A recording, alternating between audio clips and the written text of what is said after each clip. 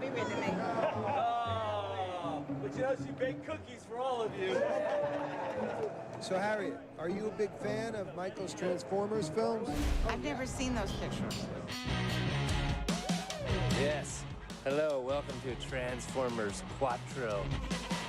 Here we go. Not yet, not yet, not yet, not yet. All right, let's go.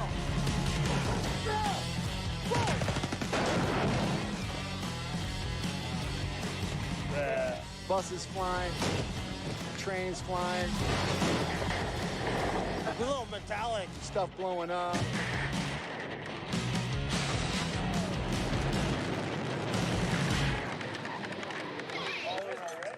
That was awesome, Sean. We tipped the scales this week. Will it be rolling? It's still rolling!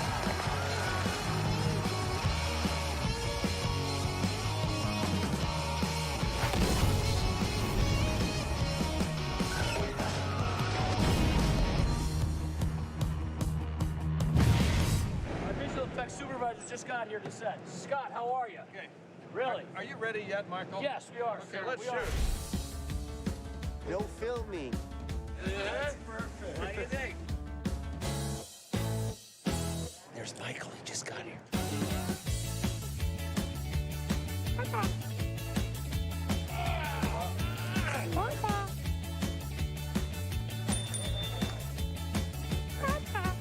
What the? Watch your slap shot. Oh, yeah. Bum, bum, bum, bum.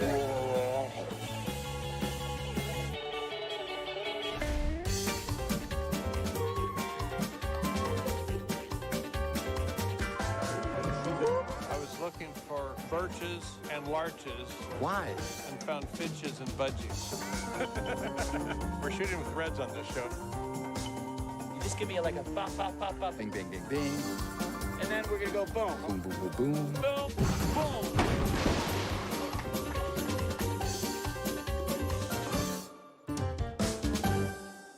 Jack, don't get this out of here. Okay, guys, I'm gonna get a picture. Great, thank you. Nick's doing great, especially when Bay often refers to her as the girl. It's so hard to remember Nick. You know, it's 3 letters, it ends with a C. Where does the N come in? One more if you got it quick. Okay. I definitely bring a sort of a levity to the set that He does. no one, especially Mark Wahlberg, can really bring. Hey, we got Stanley Tucci here. Wants to say Stanley, say congratulations. Yes, congratulations. Wonderful. it's Stanley Tucci. It's this close to winning. Hey, Stanley, can I ask you a little favor? Gabby, I really don't want to do any press right now. That's what I'm upset about. Who? You have to go this week. I don't want to do an EPK. I don't want to talk to anyone. When the house blows, take cover. Dive to the deck. Don't do that. Don't dive to the deck. Dive to the deck when the house blows. Don't dive to the deck. Whatever. It's not an EPK. It's actually something for a little happy birthday For who? wish. For birthday. He's good. He's doing good. Birthday. Yeah. Michael. Perfect. Yes. Yes. Well done. Anyway, like I was saying, you piss takers. We heard you do all your own stunts. Is that true? Okay, so now I'm gonna do something. It's a crouching run. It's a signature acting move of mine. I call it a crun. Yes, it is true. I do all my own stuff. In my country, we say we're gonna fly today.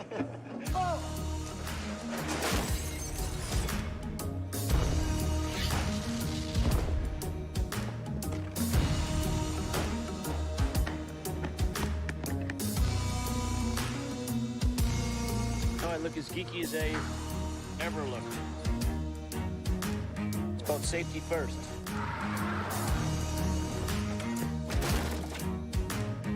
You guys belted in? No, we're not belted in. I'll be dead in a minute. It's a Transformers movie. Why would we be belted in? He was really a very good kid, basically.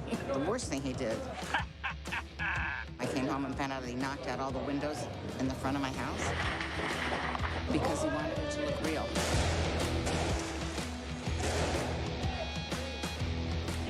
I said, well, can't you use that sugar glass? No, he says, it just wouldn't look real. But don't worry, I called the glass company. They're coming and they're going to replace it all tomorrow. Yeah, I pay for it. I mean, you know, it's like, okay. The house isn't in jeopardy, is The it? house is not. I'm told the guys to go out to the field first, then get the house. The house will be just smoldering inside our drywall containment area. The house is not in jeopardy? The house is not in jeopardy.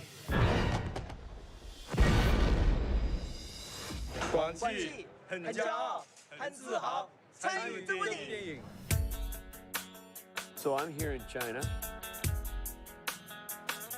It's an awesome place. How many steps?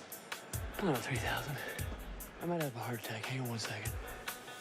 Explain to him that what we're seeing a robot up there. Explain to him. Yeah. 就是说，咱们这个是啊，一个这个变形金刚，就是一大怪物，然后那个从这个空间的地方那边唰就飞下来了，然后唰就。I said about 2 seconds. I said 4 words to describe it. 咱们就感觉就是特别恐惧。 I'm not exactly sure what he just said. This is the swimming cube made for the Olympics. Can you change it to pink? What? Pink. Okay. We closed the wall. All right. They're trying to figure out the color pink. Oh, I actually told him to change the entire cube to Bumblebee color. He keeps saying Optimus Prime. I'm saying, no, it's Bumblebee. Bumblebee. Bumblebee color. No, that's bad. I keep thinking, what did I do wrong? Go on green, blue. Ah, there we go. I honestly, I don't know. You seen Transformers? Yeah. Good. Another ticket sold. Today's a very calm day. Very calm day. Right about there. No screaming or yelling. I got some other treats. Cancel. I got pro. Awesome. I'm loving it. Guys, I don't need all you in the street. What do I need all you in the street for? Well, once when he was screaming practically at Sean Connery. Get in there! Shut up, everyone. Sean Connery's like 70-some years old. I try to keep it easy on you guys, because comprehension is at a low, all-time low. Be nice. He says, Mom, he's used to it. Don't worry about it. I said, well, Michael, you need to like respect his age. That's how they talk. I said, oh, okay. He's basically a very soft-hearted, kind person. As a child, I mean, he just was never bored, ever. He built his own go-kart. I could see owning one of these. And then he had modeled trains, and he didn't care so much about the trains. He cared about the set. And he made mountains of plaster Paris, did a little explosion on them. He did a little explosion on the train set. He's doing what he loved as a child. It's not very different. I'm gonna have police cars there. It's the same stuff, only on a grander scale. Roll the IMAX. Clear. We rolling? You got speed? 3, 2, 1. That was fun.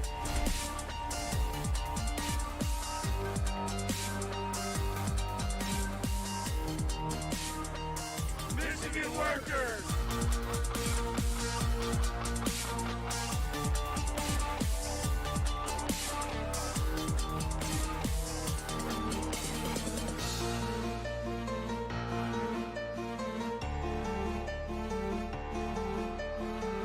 Jack, cut.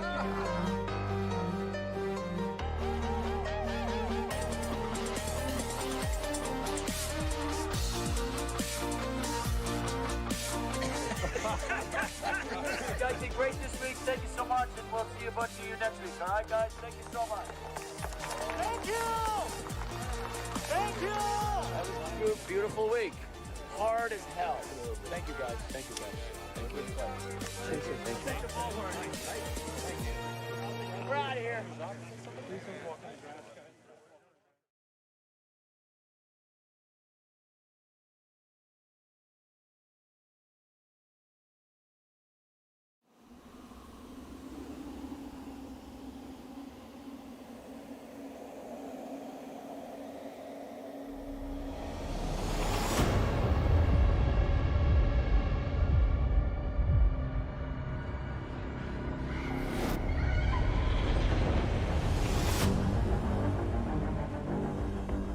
doing action. I like to challenge myself each time out. I try to take everything I've learned from Bad Boys on of how to make it better, make it different. I am always trying to put my cameras in very unique places and give the audience a much more unique view. You know, example is when Shane, a character named Shane, arrives at the farm.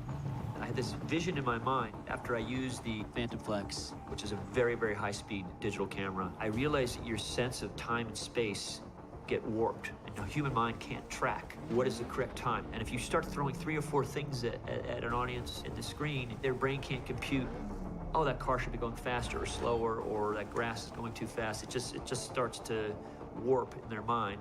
And I knew that it would be an extremely cool shot to have a car on a crane, have it traveling, and I wanted someone to run into the front tire. Going like this. And I've got a wonderful crew. A lot of them have been with me 16, 17, 18 years. But my crew was like, how are you gonna do this shot? I don't get it. We kept having meetings about it. I said, guys, I don't wanna have any more meetings about it. Enough talk. Just get me 3 air mortars, get me a crane that can move the car 10 feet and make a very, very soft foam tire so the stuntman can't hit his face very hard. So when we did this shot, I just told the stuntman to run hard at this tire, hit his face. The secret sauce, there's always secret sauce in my shots. The glasses and the goop in his mouth. He just had to spit it out to make it look like he's getting whacked in the face. And then finally, when I showed them the Phantom Flex at speed, at very high rate of speed, maybe shot it. I'm not going to give that. I'm not going to give it to future directors. They'll figure it out on their own. Oh. But I showed the crew, and they're like, oh, I get it. I get it.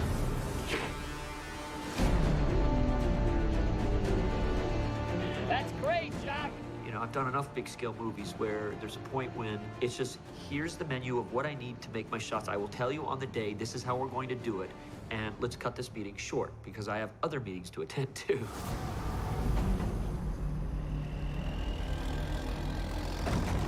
When you watch the rhythm of the movie, it's a slower burn, it's a slower build. There's not a lot of wham-bam action right in the front, intentionally.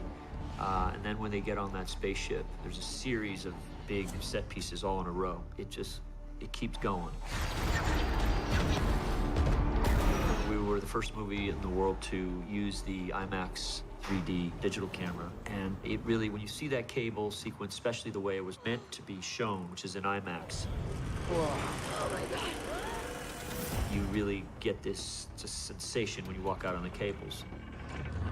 Don't look down, okay? And so what I try to do with my action is I will go from the very big epic shot to the small, minute face shots of Tessa freaking out on the cables. Literally just having a semi-panic attack just from sheer fear of heights. I'm not moving! I'm going back to the ship! My style is to do something small like that, and then you just, bam, you whack them with the 2 F-22s passing by. Whoa, shit. If you watch through the style of the movie, that's kind of what I'm doing with my action. In beating out the script, it became apparent very early on that I was zeroing in on a major city that had big green lush hills next to a big urban building area. And that leaves you basically with Rio, Hawaii, Oahu, and Hong Kong. Visually, I'd been to Hong Kong, and I've always thought it was a stupendous place to shoot a movie. Climb, climb, surround them. I had seen that apartment building in Hong Kong, and it's just, I knew right when I saw it, I want to do an action scene that's very parkour down this crazy place. I think there's 30,000 people that live in this place. To do this scene, we had to reconstruct a lot of the upper roofs just for weight. We should put a camera while they're getting handheld. They're gonna throw a bunch of stuff off. We'll see it all fall towards us. Once we strengthened the roofs, you then have 2 actors that are scared of heights. That's a whole other issue you got to deal with.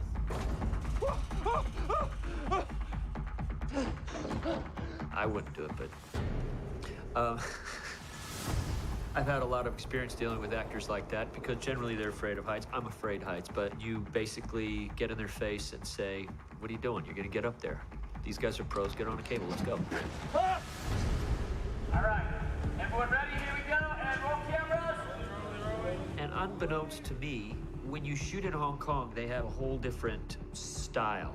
They are not allowed to lock down anything. No roads, no streets, nothing. And I'm not used to that at all. But an example, a car chase, this is how they do it in Hong Kong. We're shooting on the roads. We would have stunt people that would sort of slow the freeway, as we have other stunt people now in a street that's kind of clear from our group slowing the traffic in a way. We're in a van with a door open here and a back door open there and 2 cameramen, handheld, a lot of it's handheld, and just kind of raw. Oh, get out of the way! And it is fun shooting like that, I gotta tell you. Go, go, go! There's a lot of humanity there, and they don't stop for anything. With so much humanity in Hong Kong, we had to supplement Hong Kong by using Detroit. All right, let's go again.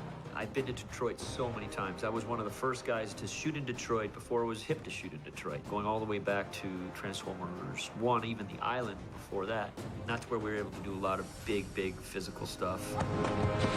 We used it for the massive car pulls and the big drops. Because I'm still an old school director and using a lot of very real effects. I just like moving big things very close to the camera and keep it real. In the midst of this big dropping section, we call it the backwards drive, we tried this brand new Austrian robotic camera. We're the first to use it. Amir, my amazing DP, found it. It was a very complicated rig. It's a robotic arm that might have 7 different axes. When you look at the backwards drive, you can see we come through the skylight. We are looking in the back seat. We kind of pull around Mark, and Mark looks outside the window. Whoa! That's actually happening, not blue screen. That's all happening when they're really driving and stuff is going on and extras are running around. And again, going from the big epic action outside to the stuff right inside with our people. Oh my God!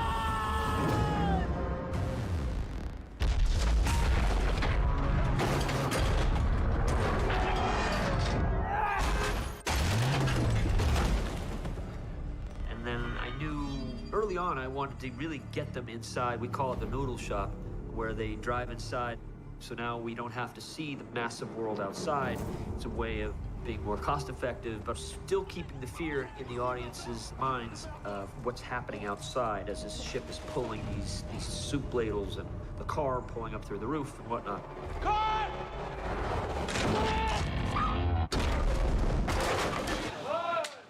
Right behind you.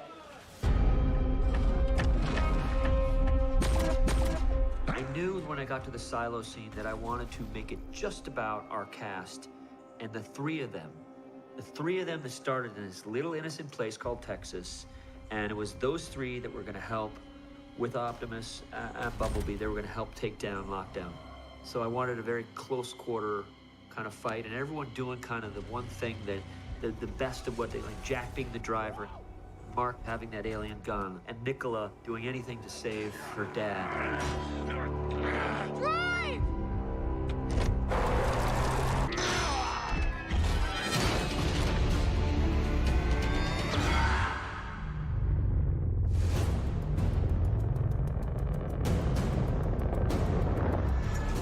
But then there is also the imaginary action. On these days where there's nothing in the frame, and I mean nothing. 2, 1, fire. These are days where the crew just goes by my lead, and I try to explain this is what's going on. I've got a previs for it. 4 seconds of transformation, and then he starts running. I'm telling the camera operators this is how long you want to pan. This is how long it's 1, 2, 3, 4, 5. He punches on 2, so you're panning, okay? Believe it or not, it's as simple sometimes as gravity. That's why I have a tennis ball. Throw it up, and you count how many seconds it takes to fall down. That will sometimes give us the hang times of certain characters flying through the air just to get it right, physics-wise. It's an odd tool, but believe it or not, it really works. These movies are extremely fun to do. You're showing the true goodness of the Autobots, good fighting evil, with good, hardcore, fun action. That's what I keep trying to do with these movies, time and time again.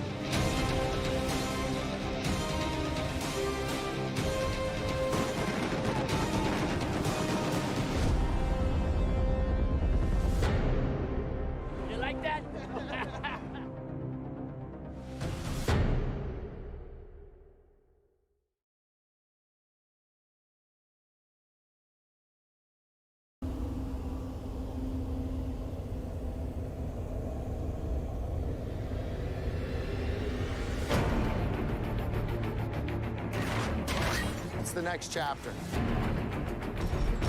It is not reinventing it. It's not a reboot in the way people traditionally say that. We acknowledge what's happened before, so in that sense, it's a continuation. But because it's a brand new human cast, it is a whole nother chapter. But we're definitely trying to do something fresh and different. I love the first 3 movies, but we're just trying to do our own thing. So we needed new cars, new robots, new characters, because that's what the audience is hungry for, injecting a lot of fresh elements. Bringing in new heroes and Autobots is another key that brings it to a new level. Hound is a great new character, voiced by John Goodman. His vehicle is an Oshkosh truck, which is very militaristic and powerful, and that's his character. Drift is a black and blue Bugatti, voiced by Ken Watanabe. And as a samurai, he's very elegant in terms of his fight moves. He was going to be a black and orange Bugatti. That changed because the car that we were going to use was sold, because they only make a few of these cars. Crosshairs is a green Chevrolet Corvette Stingray. What we wanted to try and make was a character that wore a duster. So what I did is I took a Corvette, and what would happen if you cut it and then flayed it open. Just look at the characters and what they become and how realistic they are as characters. Michael went to a very big effort to make these guys character-driven, more human-like. As the technology has advanced, we're able to get more emotion from them and really be able to identify with them. They do have much bigger personalities, and you get to know them a lot more. We introduced triple changers, which they've never had before in Transformers. It's good to introduce new bad guys. The introduction of Lockdown is a big deal. He's a badass character. In car form, he's a Lamborghini. Who is able to go underwater, which we've never seen an underwater character. And Stinger is the Pagani, the arch enemy of Bumblebee. Galvatron is a brand new Freightliner truck that was custom made for the movie. Galvatron in the original Transformers mythology is a kind of reborn, reconstituted Megatron. We wanted to pay homage to that idea, but do it a little differently than it had been done before. His physical form in this version is a man-made human creation. And then it just goes over the top in a great way with the Dinobots, one of the most sought-after characters of Grimlock, with Optimus Prime and Bumblebee. You can't miss with that combination.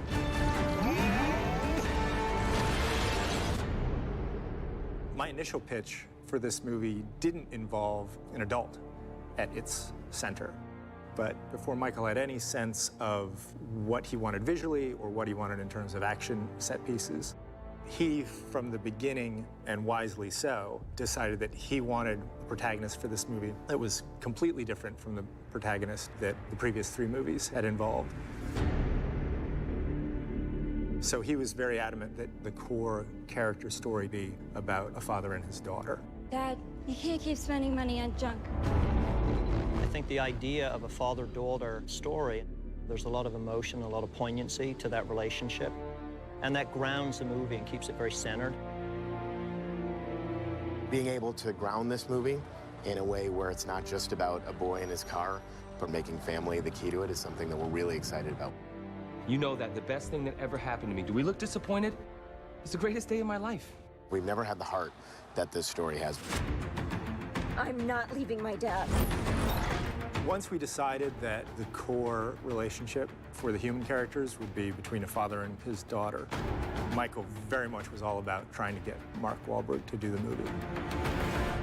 You're in my house now, okay? I'm an engineer. My name is Kate Yeager.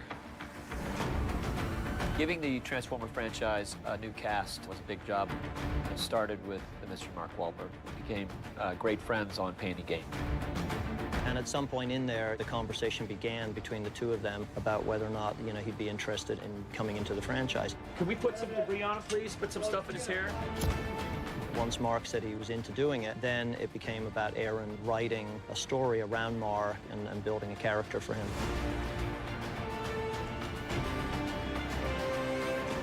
Took a hell of a hit, Missile just missed your power source. We call it a spark. Beyond being a movie star, he's an adult. He's a male action hero. That's a different vibe than what we've done previously. It's opened up a whole new window of how you look at the lead character and how the lead character interacts in the movie.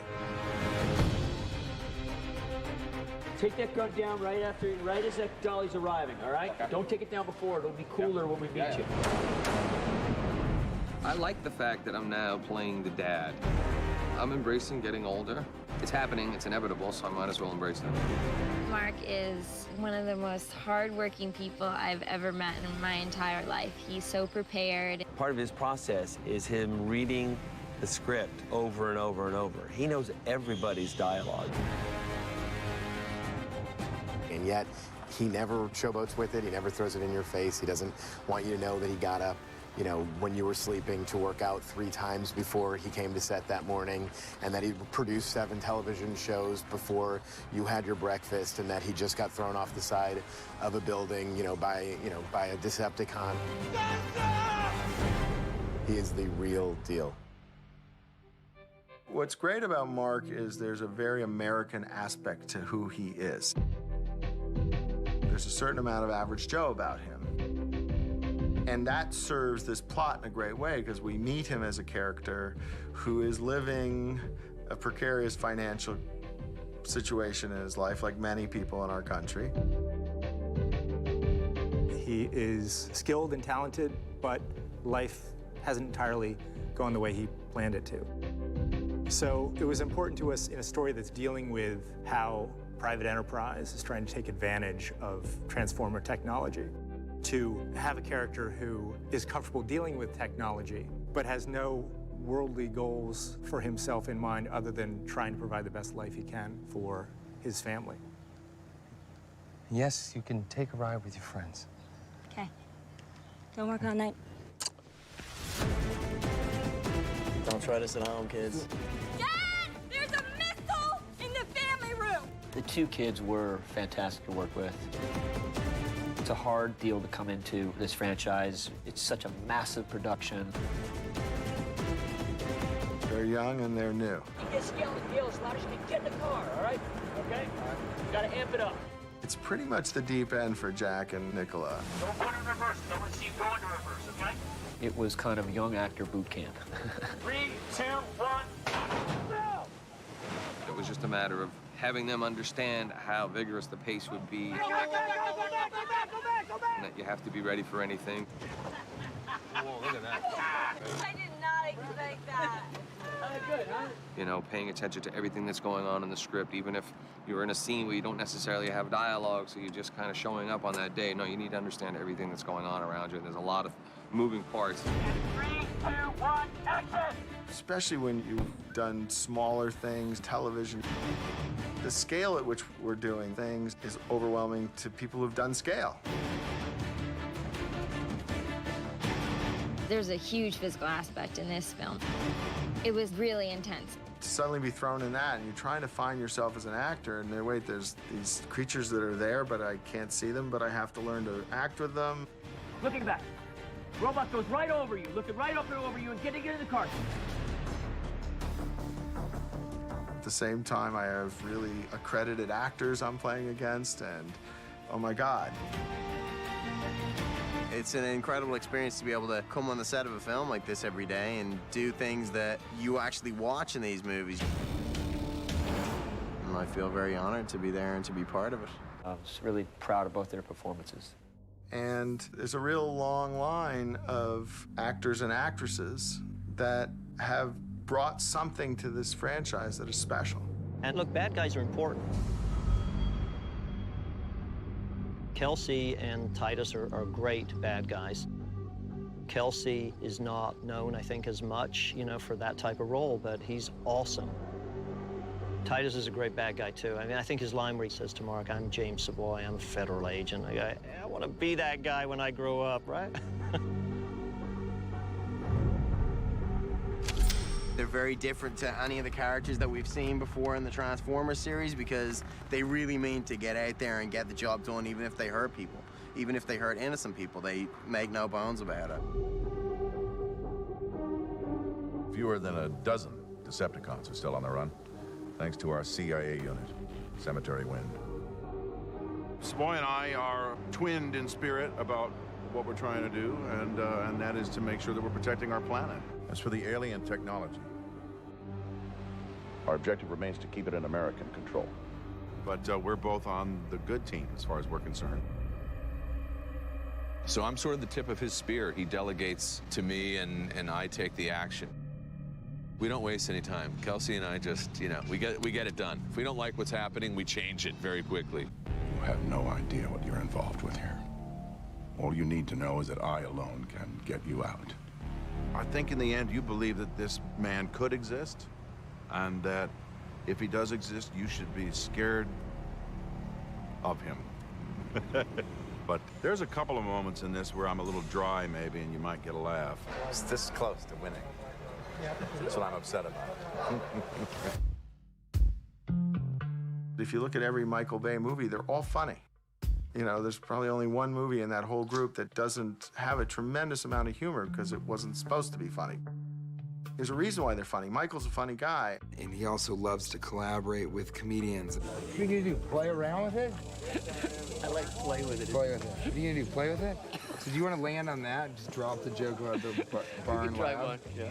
A lot of it is improvisational. I'm an improviser by trade. You can't just keep an alien in your barn. What are you gonna do, play with it? If you die, that GTO is mine. Okay, good. Let's go again. If he eats you, I get the GTO. You know you're on a roll if he comes out from behind the monitors and he's crying and the crew is stifling laughter. So it's been really quite an experience. And I think that Lucas, you know, who's the character that I play, but I talk about him in third person because I think he talks about me in the third person. I know I do when I'm him talking about me. Mike loves his comedy. TJ is one of the ways that he delivers that. Stanley delivers a lot of that comedy as well.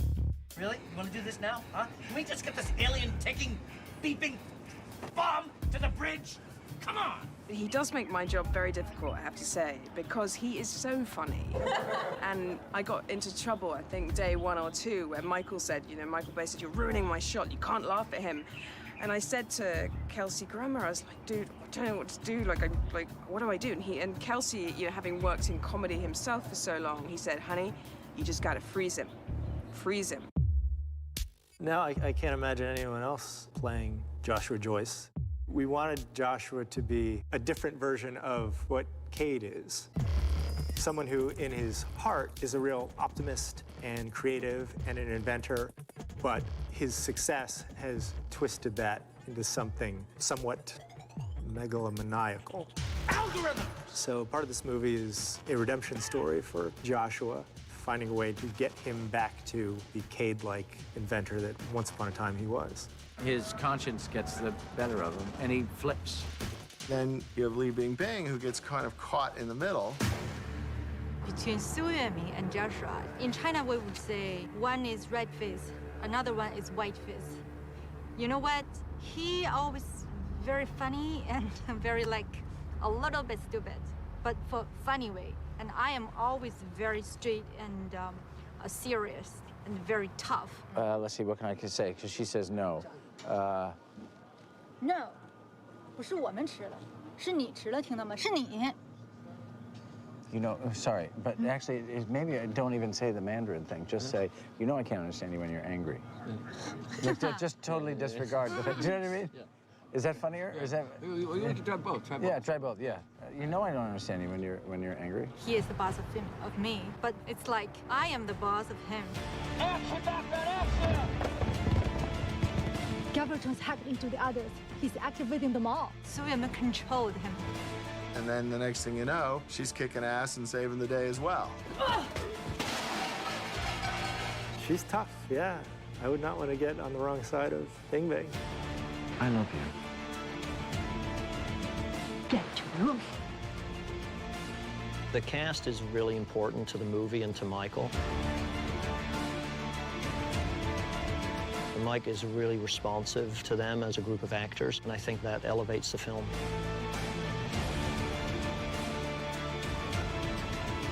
I think we've had good fortune in this franchise to have some really talented actors come and play with robots and dinosaurs and cars.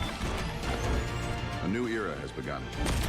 Oh my God! This is not war. It's human extinction.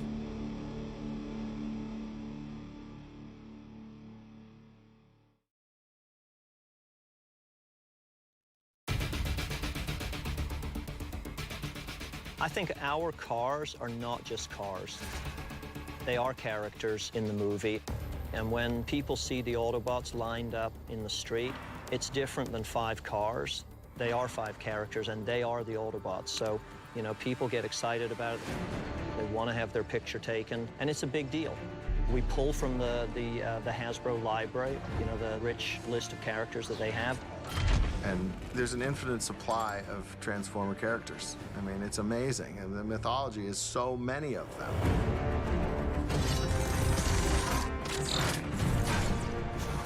Then you start calling up the car companies and opening it up a little bit and see who's interested in participating. And in this case, you know, we've had a great response.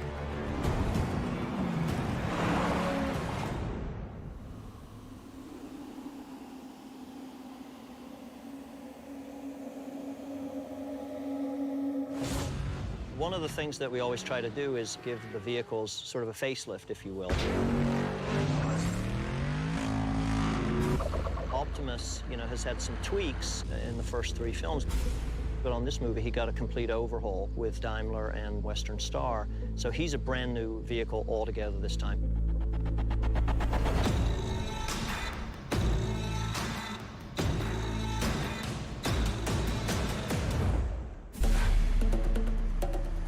The Western Star is a custom build from almost every detail all the way up.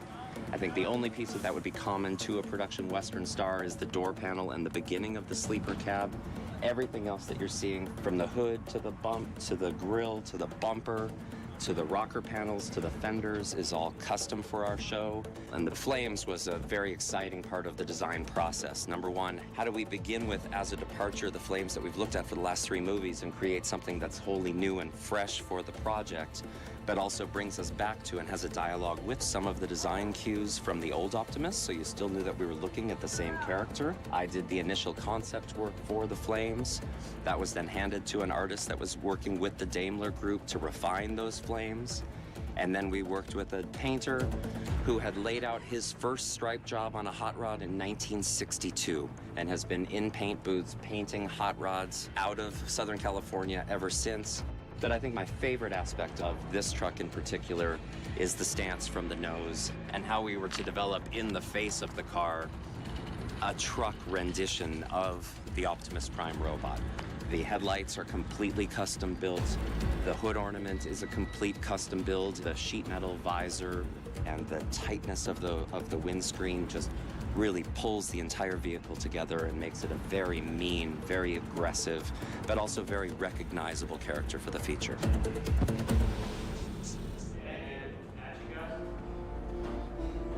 Want to hook these wires back to a working battery? And then they have the hiding Optimus, which was an old Marmon truck, which they couldn't make it in 1993, which is like the coolest old square truck.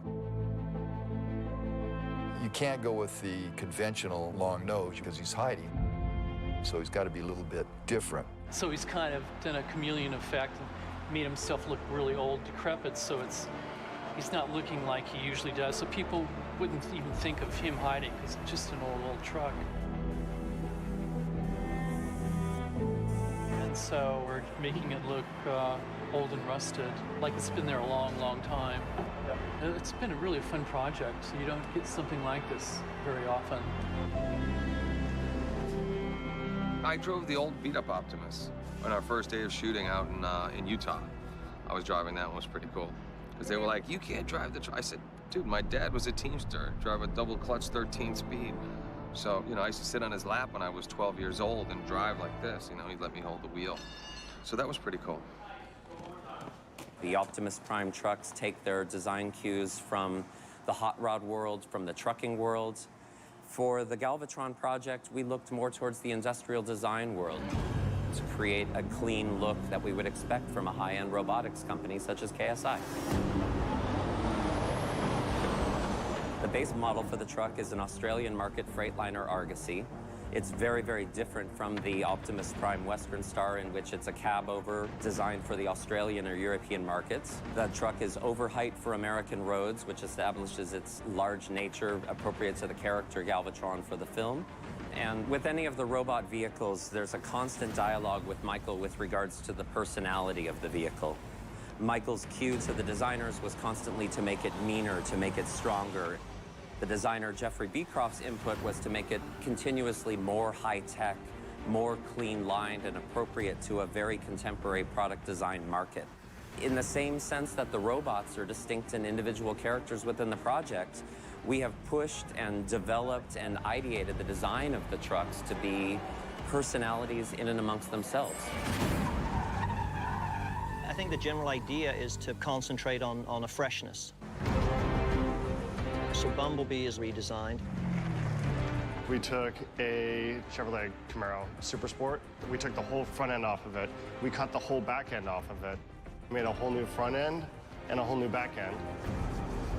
This vehicle has the hood on it because we're still pre-fitting all of the gaps and everything else to make sure that those are factory. This is one of the ways that we block out when we know how far to go is they'll put a surface coat on it and then they sand through, and when all of that is gone, they know that they've reached the primer and it's smooth. So that's what he's doing now. There's a lot of effort and heart and soul that go into each of the vehicles that we make. When all is said and done, this car will probably have around 3,000 hours in it. The color and the overall paint scheme is a lot different as well. This is a candy colored, so it's very difficult to match the paint. So if you scratch or dent a door, you're doing the whole side, which is different than before. Before it was a metallic, now it's a candy. It's a 3-stage, so you have your base color, your candy, and then your clear coat over the top. The rear end is much wider and much more aggressive than the previous models. It also has a more aggressive rear spoiler. And then the front headlights are significantly different. They're much more narrow, kind of giving the vehicle more character. The hood, the roof, and the back all get stripes, and then the whole vehicle in general is a lot more aggressive from a styling standpoint. Cut. It's a Michael Bay movie. It's got to be something that's special that not everybody can get or everybody can have. This is worth $15 million. That Corvette is one of the most amazing cars I've ever seen. So I have to say, out of all these cars, I'm taking the Corvette. This is the 1959 Racing Stingray. It was the first Corvette ever called a Stingray. And it also has a little Hollywood history also because Elvis Presley drove this car in the movie Clambake. I want this one for my wall. I like the muscle cars, and I like that, I think it was a '69 Riviera that was out in front of the theater. Just beautiful, you know, all white, mint condition. One of those cars that you can't not walk over and look inside of. I like the new Lamborghini. That's kind of a great car. Turn it towards me now, turn it towards me. That's like the cool car. A Lamborghini's a cool car, come on. Ah, that's a good shot. That Corvette. There's a Bugatti. And the Pagani. This is the Pagani Huara. It's a one-of-a-kind, hand-built, Italian-made. It's very torturous to drive slow in this kind of car. You know, I'm really not a car guy, I have to say. I'm not, but there were a couple cars there that were pretty incredible. The Bugatti and the Pagani. I mean, they're really amazing, beautiful works of art. Of course, they're all Italian. That is a lyric ballad, an epic ode. And you brought me a dirty limerick. That toxic clutch grinder wishes it was this car.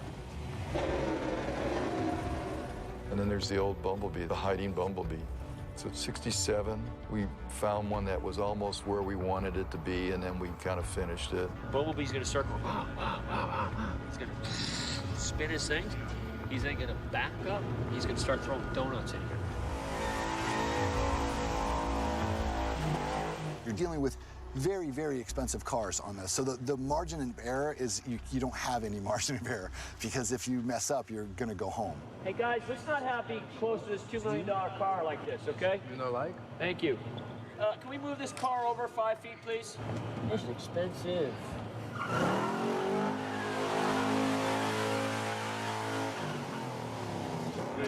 Responsible for the floor.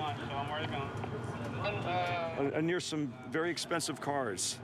That was a little intimidating. Gotta get this curtain dropped here by Cassie to get them airborne. Background slightly walking, and now she come out on the street. And run into the street, and run. This is a 2013 Chevy Sonic, which has been completely redesigned for the movie. The overall look of it looks like a modified Sonic. So if a kid took a Sonic and tore it apart and put their own panels and stuff on it, that's what it looks like. We've conferred with all the stunt guys from pretty much the beginning, and we've spec'd out everything that they require, they want, they need, making sure the cars, especially the stunt cars, are as safe as humanly possible. So what you're seeing here is a fully reinforced, fully caged vehicle. You can roll this car as many times as you want to, and it won't crash. 3, 2, 1, action! Go, Jack! Get in the car, Daddy! Come on, baby, get in the car, let's go!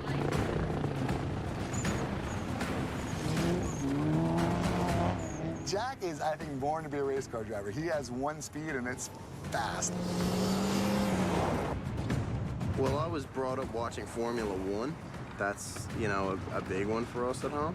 And I've been working with the stunt guys for 6 weeks, maybe. And I'm just driving as much as I can, just getting as much wheel time in as I can. So we started out with really basic stuff like cone slaloms. Now we're on to kind of like drifting and doing 180s and all that kind of thing. A lot of e-brake. Basically, just get the feel of a rally car. You know, obviously on the day, we're gonna have a car with 700 horsepower, fully race competitive, you know, that level of a car. It's gonna be all-wheel drive. Just like this Evo right here. This is basically our beater car. He came here with some good fundamentals, and we're just giving him the time and the instruction he needs to take to the next level. So we're just teaching him how to shift, how to get back in control, dealing with uneven terrain, all of those things that he's got to be dealing with all at the same time. Alpha's having to be able to act while he's doing all these things, you know? He's got his mind going 3 or 4 different directions. So to me, it's just repetition. I can't say it enough. All right, Jack, so here's the deal. So you're gonna come up hot first gear. When you get halfway to the cone, pull the e-brake, cut the wheel hard to the left. As soon as the car turns a 180, power back on it, steer towards your mark, come around to the side, and slide the opposite side 90 right to these cones. All right. All right, send it. Nice. Nice. Perfect. That's good right there. That's exactly what you want. He's a fast learner. It's not very often we get a chance to drive with somebody who can pick it up really fast. I mean, he drives just as fast, his reactions are just as fast, and his moves are just as crisp as like some of the top stunt guys I've worked with. Here we go. Boom! Right by the boys. Wanna go again? I love cars, and I always have, so to be able to get behind the wheel and to be drifting and actually throwing a car around is just so much fun.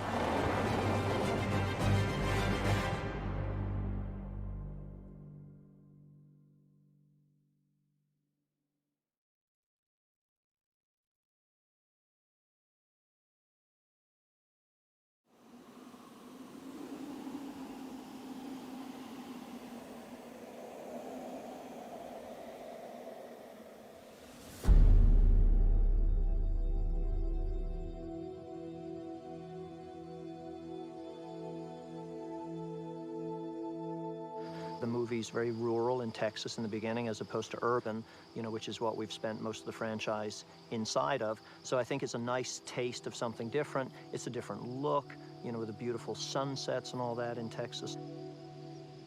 And it starts the movie out in a nice, slow way. It's beautiful. The light.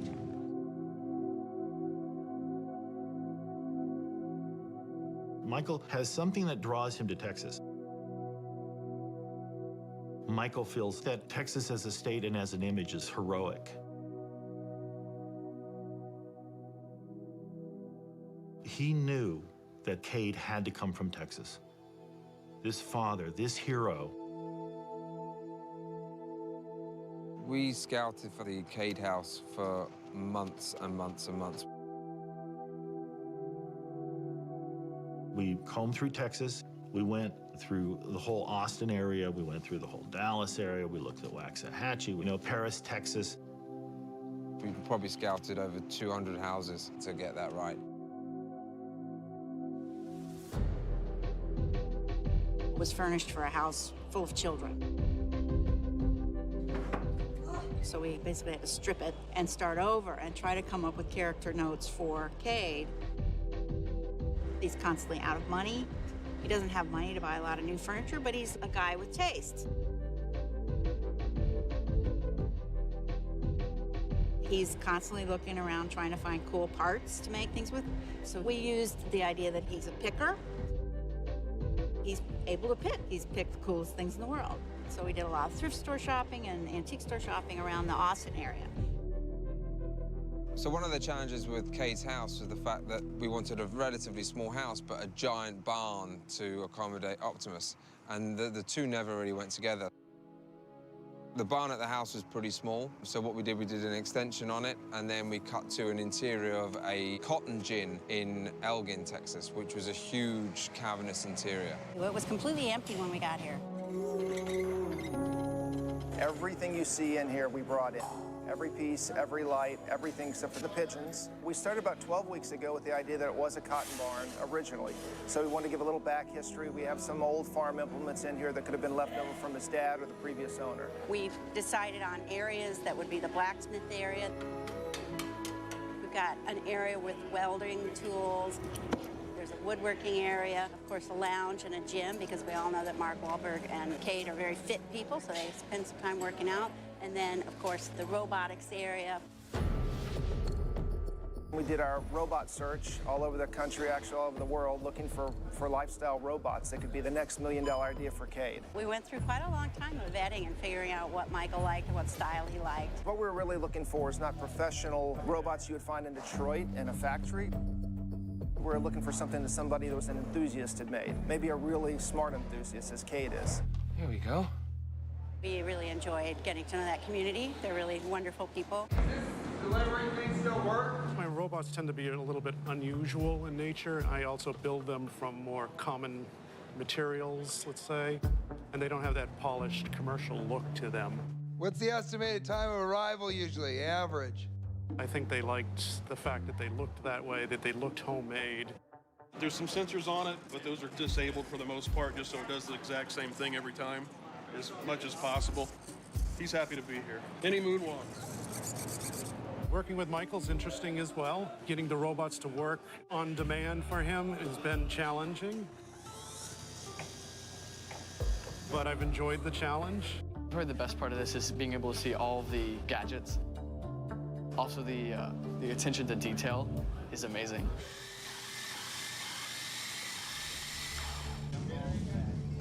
Had a good morning this morning. We started this morning at very early, first light. We did some helicopters flying around. Cars coming up that road, that road. First we'll do the tow truck coming up. And then we'll do the Savoy vehicles coming up. 3 Suburbans come up this way. Titus, this is gonna be your car?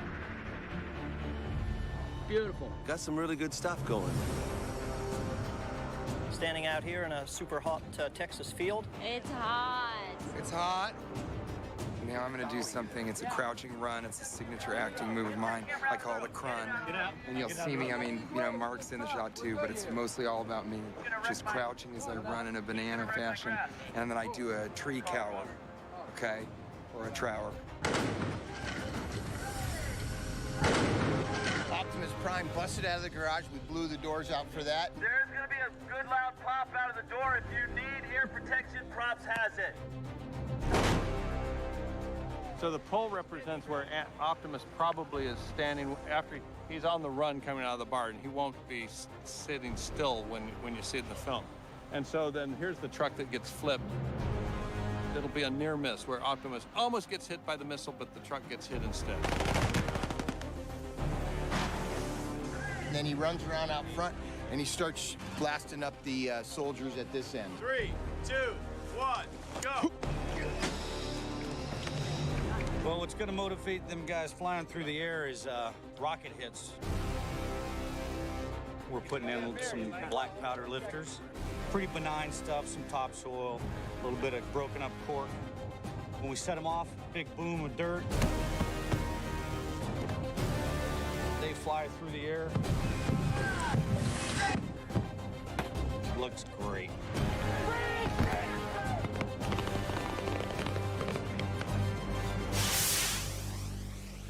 One missile is fired by Optimus, and it goes shooting out of the barn.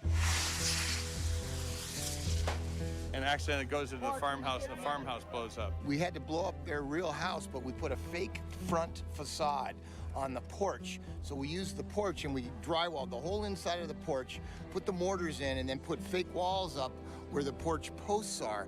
This is a real house right here, all this black wall. And it is protected so that nothing happens to it. This is the phony wall here, all deaded out, ready to go like nobody's business. You don't want to put like one Kenny pack that shoots dust bomb like out that way. You can do that right next to the back porch. Yeah, so you really gets, so you... From the back to the side. It really just gives a streamer, just whoosh. Yeah? Got it. All right, here we go. There was a facade here that blew out. It looked like the exterior of the house, just like that.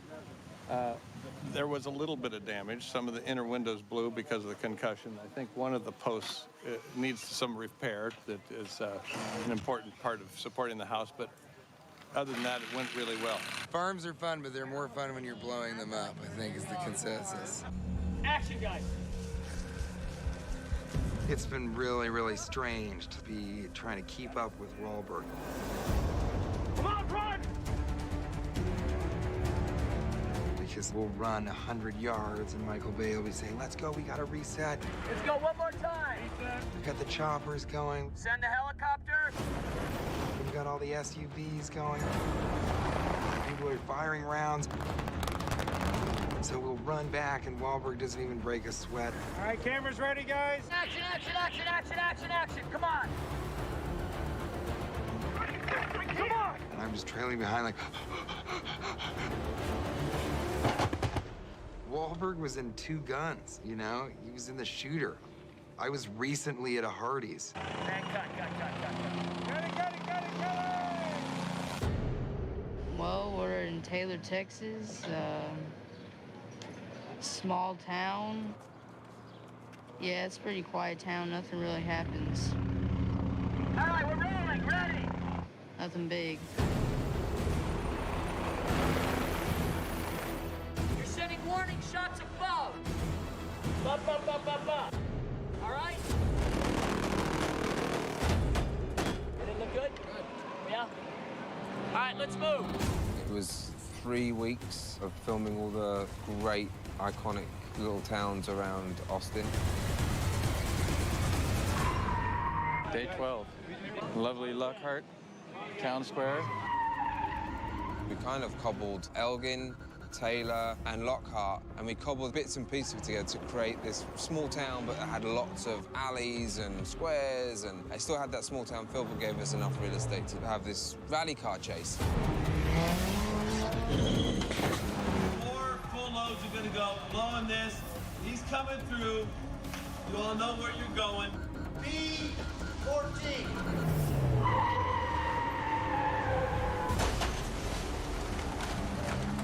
We had the car pipe ramp and cannon through a cotton truck. The speed of the 2 cars coming down is 40 miles an hour. First cannon car is going first, then the pipe ramp car is going second. We have an air mortar and a primer cord ring to blow the cotton up in the air to accentuate the impact as they hit. We're in 97-degree heat up on top of the hill. Very limited vision, traveling 40 miles an hour. I hit the button at the right time. You feel the, the cannon, boom, and then you're flipping, and then you feel the impact of the ground, and you're bang. Oh, that was serious. And then someone else, I see a shadow of a bumper, bow. And I'm like, oh, there's that. And it comes to a stop, and I'm like, okay, we're good. It was absolutely as safe as you could possibly make that. Fantastic. We finish up here tomorrow and on to Michigan for the next 7 weeks. That was great.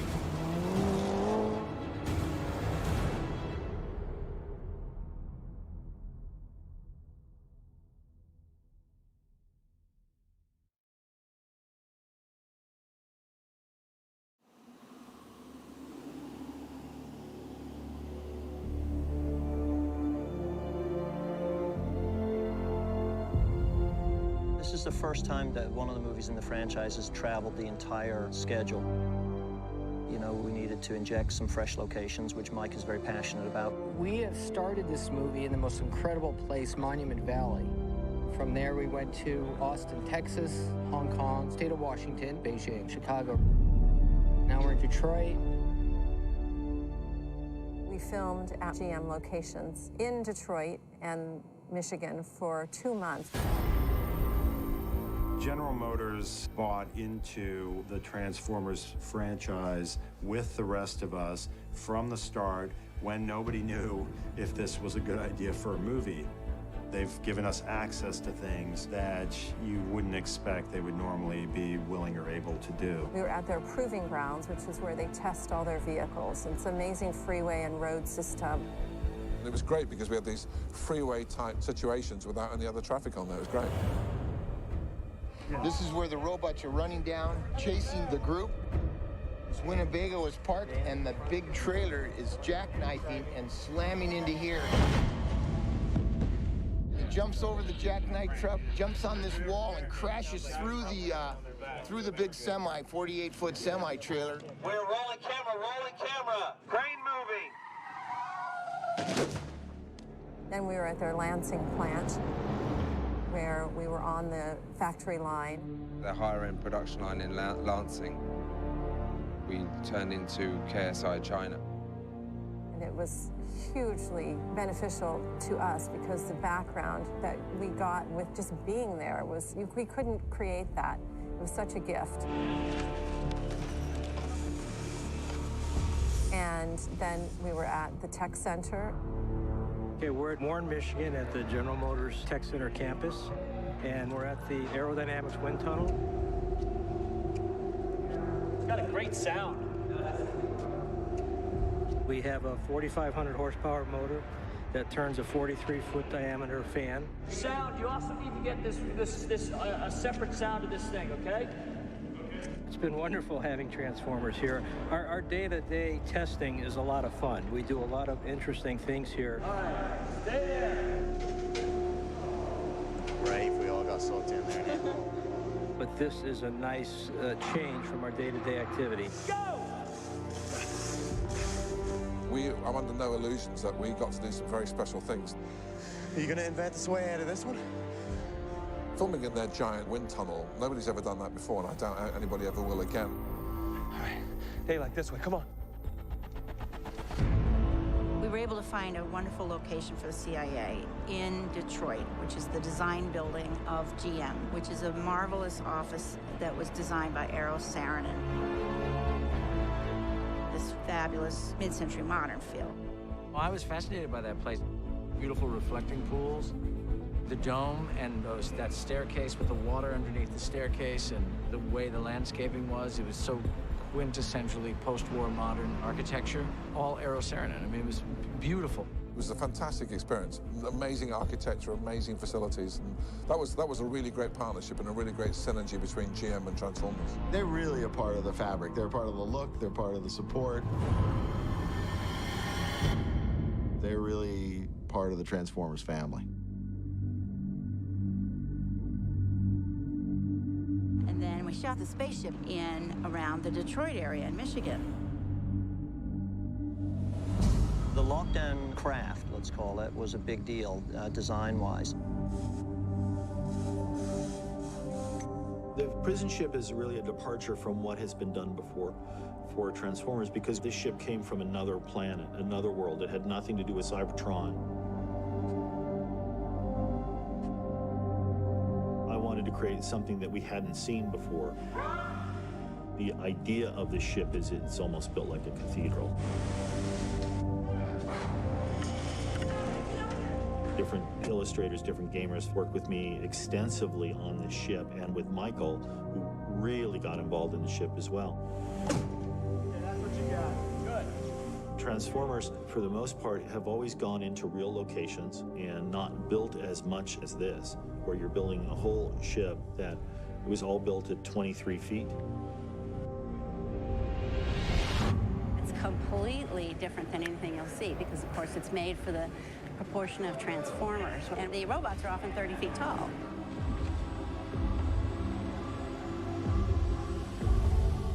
Ready? I want her like a... All right, ready? Wait. Ready? Ready, and 3, 2, 1, go! Go. I really like the prison ship stuff. Because it's just, you walk in, it's like a whole other world. It's like dark and like slimy and steamy, and it's just, you walk in and you feel like you're somewhere else. It's really cool. Jeffrey and Mike came up with a way to design it and execute it. There was a lot of modular pieces, basically. There were 8 to 10 pieces that were able to be recombined into various shapes and reused.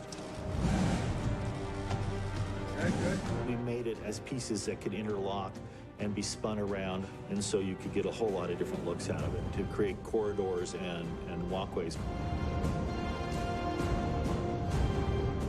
And when we need big open spaces of the ship, like where the landing bays are or anything like that, we literally can shoot off this way into green screen and then duplicate that. We've got really massive, amazing sets, but we still have to supplement with green. So what we do is we photograph pieces of this set to recreate what would be the panels of all the walls that are missing right now. So it's a really nice combination of the departments making this thing look good. And action! And 1, 2, 3!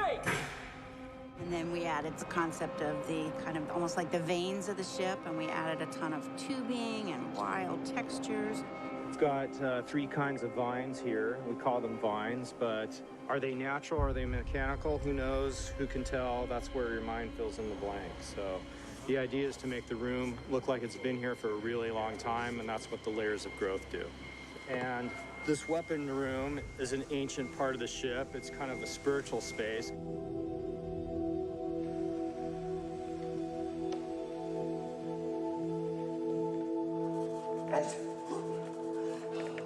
The swords themselves were based on museum research made by hand by my crew. Some of the swords were 30 feet long. They're enormous, and they were hung up on these giant hooks. And of course, it becomes a ladder for our characters to climb up and grab their weapons. Gotcha. Go on, and Mark, come here, go like that. So you can go boom, right, like that. And then just give me some more, you know? A couple of dagger guns with 50 cal Smith & Wesson's internal. Alien weapon with real American technology inside to make it fire. Action!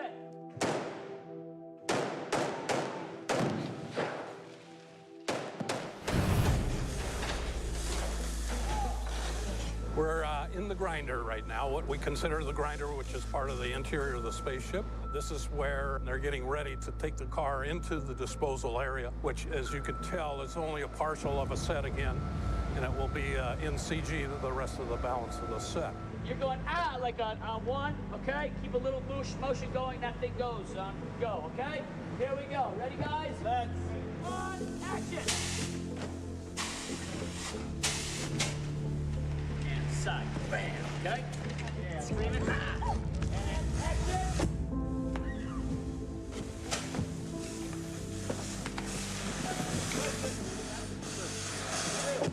I I continue to be in awe at the scope and the size of the movie and what it takes to keep this whole thing running and how on top of it Michael is when it comes to every aspect of it. Right here, I fired. Big wall, this goes up. They either turn around and look at it for a fraction of a second, and then they take off running, and they've made it in 4.6 seconds all the way out. Michael actually had a technician come out of retirement for this one explosion because it was so huge. All these troughs are going to fire, all the flash tubes and all the salutes are going to go off. Boom, boom, boom, boom, boom, boom, boom, boom, boom, boom. Well, they'll run through it, and I'll run about halfway, and then it's curtains for me. Yeah, this is the end of it. I mean, not the end of filming yet, but this is the end of Lucas. Rolling! Bang! Rock!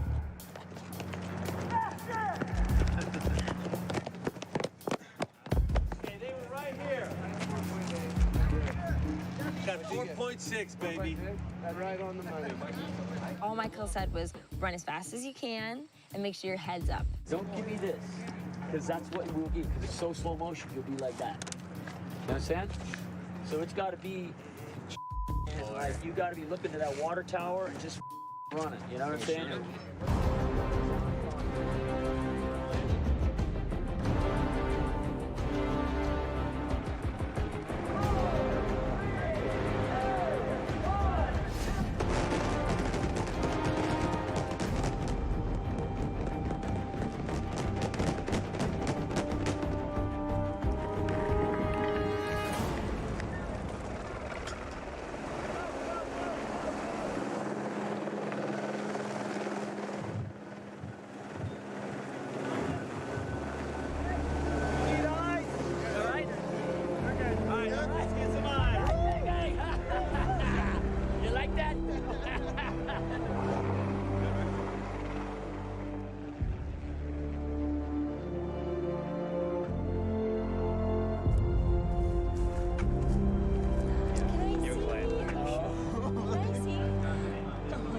Right there's That's cool, Jack. Were you yelling? Were you yelling? Were you yelling, Jack?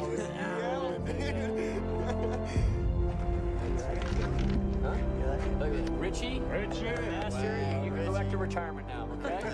You're the master. Good job, Richie. Yeah, it's a beautiful city of Chicago. It's a great place. I love this town. Very welcoming, very hospitable. Italian beefs and Chicago dogs. They will make you sick if you eat more than 2 in one sitting. Scramble Cemetery win.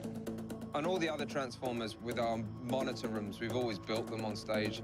On this one, we got permission to work in the Office of Emergency Management Communications in Chicago, which was technically a live 911 call center, and it was almost turnkey. We could go in there, shoot it, and then leave. Team and assets are in place. Thank you for your efforts, ladies and gentlemen. This room is going dark. I'll take it from here. Okay, let's go. We shot at 300 East Randolph, which is the Blue Cross Blue Shield building. You know, it's like people like a bee, you know, like, a bee coming at you, they a little freak out.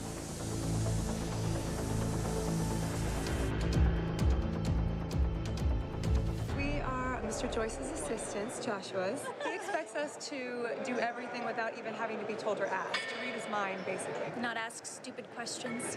Don't waste his time. Don't get fired. Right. Make sure the doors sound the way he wants them to. I asked for boundless, transcendent. You walk through a door in this building, it should sound like you've just stepped into the future. Okay, good. We shot down Roosevelt Bridge. Again, that was shoehorned between Bears games, Sox games, and college football games. That road's really difficult to close because that's a main artery into Chicago. My marching orders are to sit here in the middle of this console beside Mark and Corey so that I don't have to jump out of the back of the car, because when I jump out of the back of the car, I'll show you how it looks. Now, this is Transformers, so everything has to be really smooth and fast, obviously, and graceful looking. But for me to get out of the back of this car with any speed kind of looks a bit like this. Like that. So I can't do that on the day. So instead I'm gonna sit on the middle bit and I'm gonna jump out like I was right there the whole time.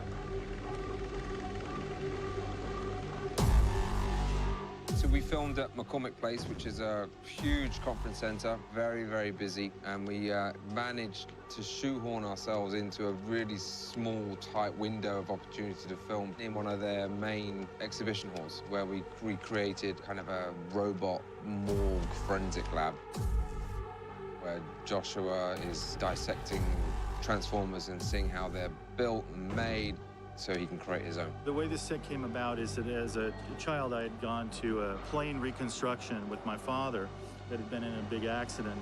So as they were putting it back together and had all those pieces like a giant puzzle, I thought of this set as that.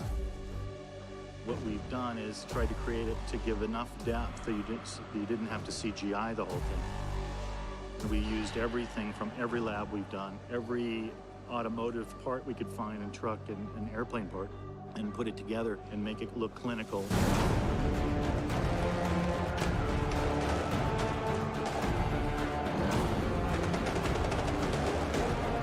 Hey! That's company property! They're not your property. They were my friends. This is my 4th outing with the Transformers. We are not your technology. I run around the set basically being the voice of all the robots that, you know, when they're in a scene, doing their dialogue. Pleasure. There you go.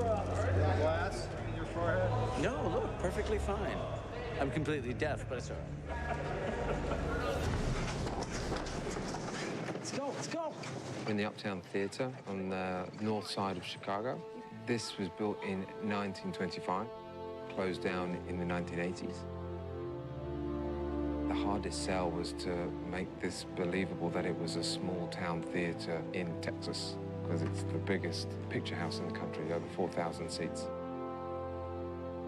Doesn't quite fit in the tiny town of Taylor, Texas, but Michael only shot a part of it. You don't find it on many websites, even the Urban Explorer website.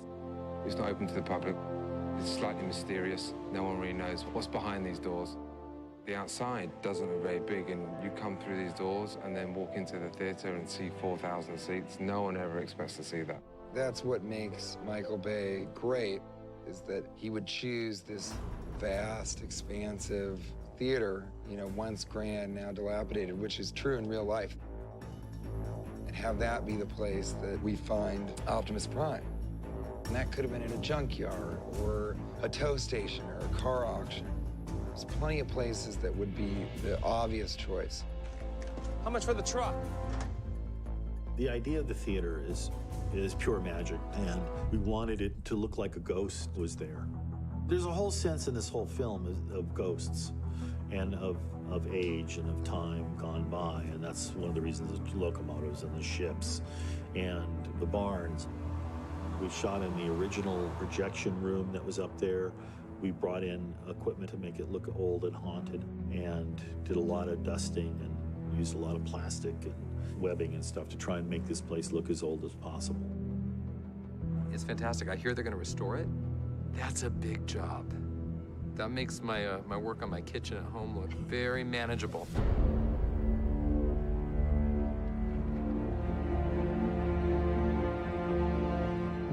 We were in the real heart of Chicago. We chose LaSalle. It's in the financial districts of the weekends. It's relatively quiet, and it's a real classic Chicago canyon. We chose it because it was a really long stretch where we could shoot the Decepticon fighter tail gunner ball bouncing down the street.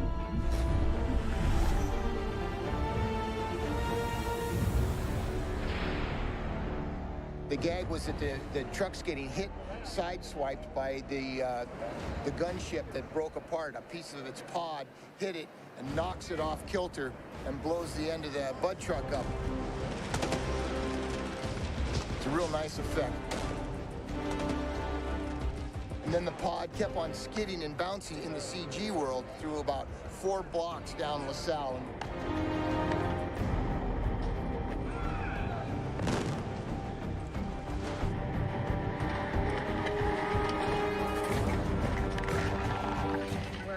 Main Chicago street, and there's supposed to be all these extras like screaming because there's this other spaceship going above us, and I love days like that because there's so much going on. It's high energy and it's so fun. Yeah, baby. You know, we're going to have a really amazing sequence here. Light is now getting good. Big explosion, a lot of craziness. All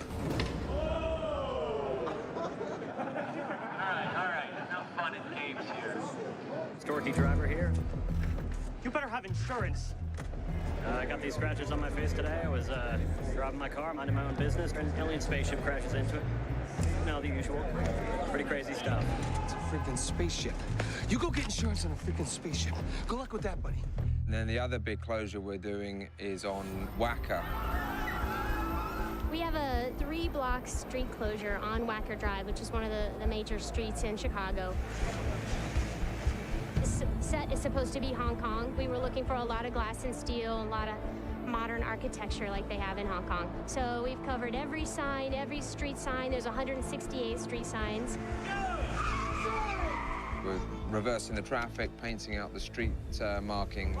Here we go, ready, everybody. We try to be prepared for lots of curveballs because he's a very spontaneous and creative guy. So, you know, when he gets here, he's thinking of shots as we go. I have everybody's phone number in my cell phone. Any question, like they just decided they wanted to have a camera inside that lobby. So I call up the general manager, can we put a camera inside the lobby? I have people stationed at every single building to kind of create a playground for him. All right, we're rolling, guys.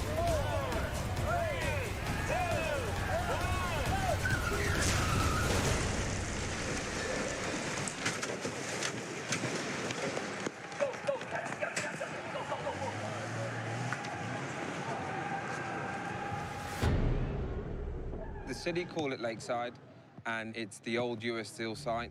Nothing there anymore. It's a 600-acre leveled site really close to Chicago.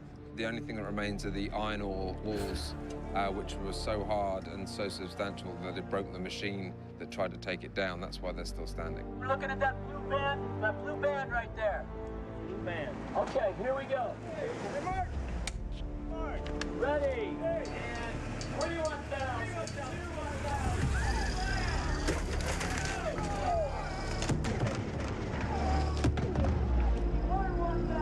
2-1,000. A great backlot for us to create some Hong Kong tsunami type events and have a bit of room to move.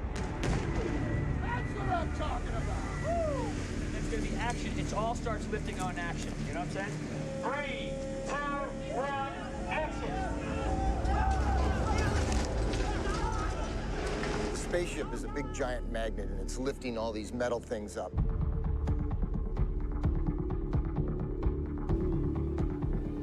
So it lifted the bus up, we had rigged on its side, lifted up, rolled it over, and the stunt people fell out through breakaway glass windows onto the ground.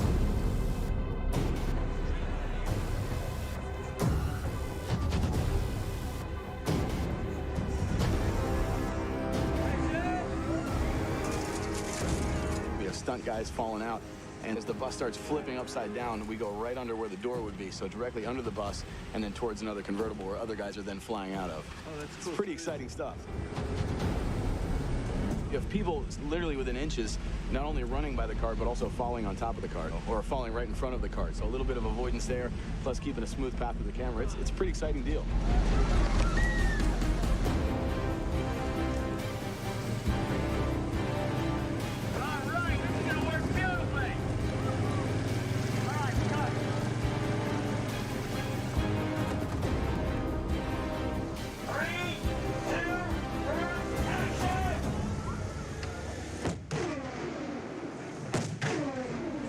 What we were trying to simulate here is that a boat was being lifted up and it was dropped into the water. Everything we did was the splash. And we had come up with this concept of using those tanks because you need to get a lot of water a lot of times. So dump tanks have been around since the beginning of movies. It's, you know, it's a device, holds a lot of water, lets a lot of water go at one time. John Fraser built 6 of these dump tanks, 11,000 gallons each, and there's 6 of them up there with big trap doors that are fired by cutting a cable and dumping all the contents at once. You need a lot of head pressure. Those tanks are 40 feet in the air. So when you let that water go, it moves things. Are you pulling all of them? You're looking up up that way, and then you say back up, right away, okay? You don't move. 3, 2, 1, and action.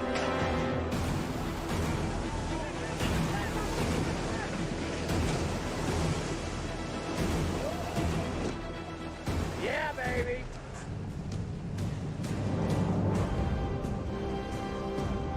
The bus, we had put a bunch of weights on the back top of it, and then we weakened the frame real good so that when it crushes, it accordion real flat on the ground and blew up simultaneously.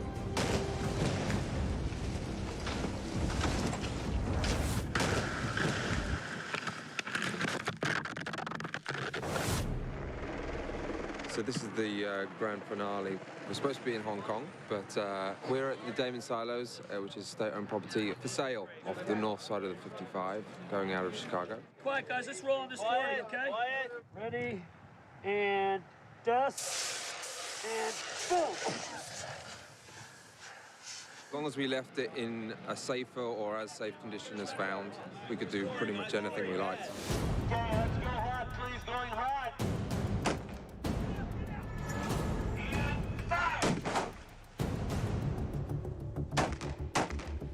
These were silos built in, I think, 1930s.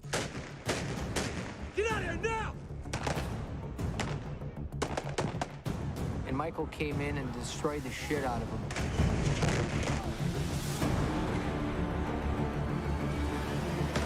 Basically brought his chaos to Chicago.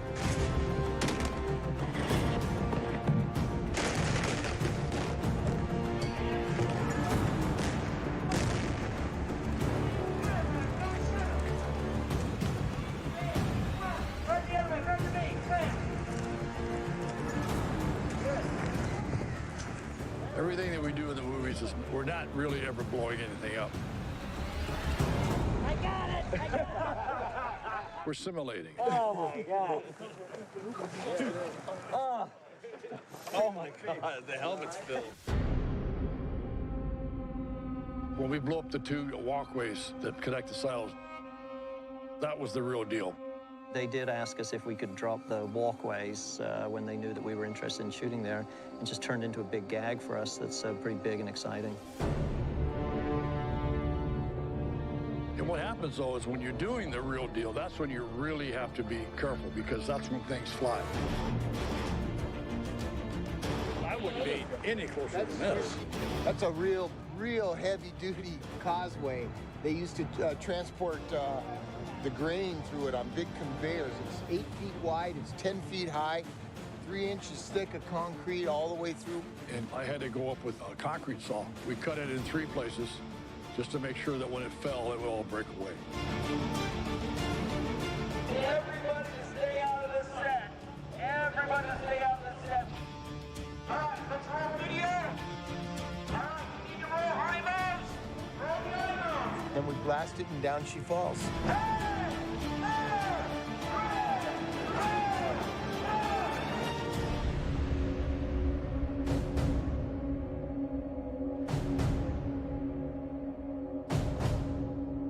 You know, you're 125 feet in the air. You don't want to have the fire department or any of the special effects crew members to run up those stairs and put out a fire. So we ran our own sprinkler system in the whole building. And then as soon as the explosion went off, the water was right there. We just revved up the pumps and put all the fires out. And those are the things that you do just to make everything safe.